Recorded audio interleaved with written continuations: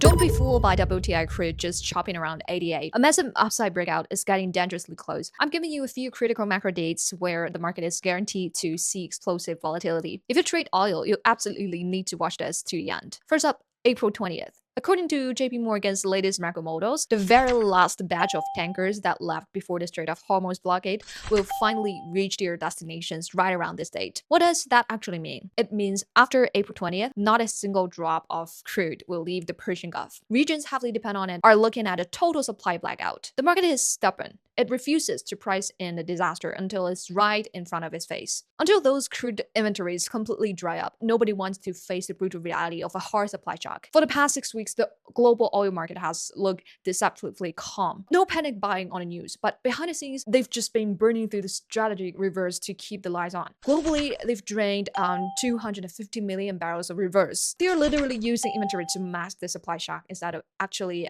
fixing the supply deficit. And now that band-aid is finally getting ripped off. The second critical date is April 21st, the final trading day for the WTI May futures contract. Do you know what physical oil is actually trading at right now? If you need a physical barrel of crude delivered today, you are paying a massive premium around 140. But on the future board, it's still priced around $90. It's like walking into a bakery where the owner demands $140 for a leaf of bread, but your family insists it's only worth $90. Eventually, this massive arbitrage gap has to close. Either the paper market had reaped higher or the physical market crashed down. Let me add some context here. The reason this paper to physical spread is so absurdly wide is because massive institutional capital is betting that this geopolitical crisis is just a temporary blip. So they've been aggressively shorting the deferred contracts, pinning the futures price at 90. But the market's reality check is coming very soon. The third macro timeline. JP Morgan analysts have laid out a very explicit timeline. Their baseline is that global crude inventories will hit minimum operating levels by May. What exactly does minimum operating level mean? It's like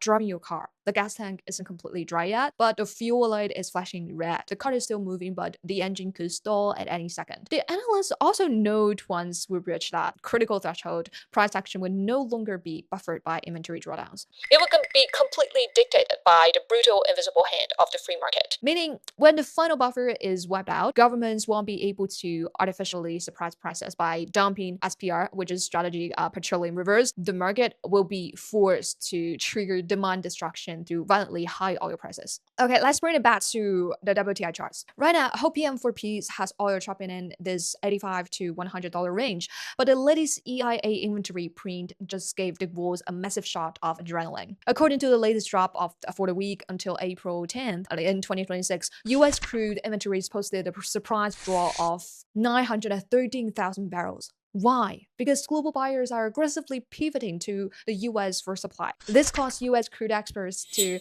absolutely surge by 1.1 million barrels per day. As long as inventories keep draining, the macro fundamentals provide a hard floor. And that gives WTI massive structural support in the $85 to $90 zone. Looking at the EB order flow tool, I can see a massive wall of buy limit orders stacked right around $88.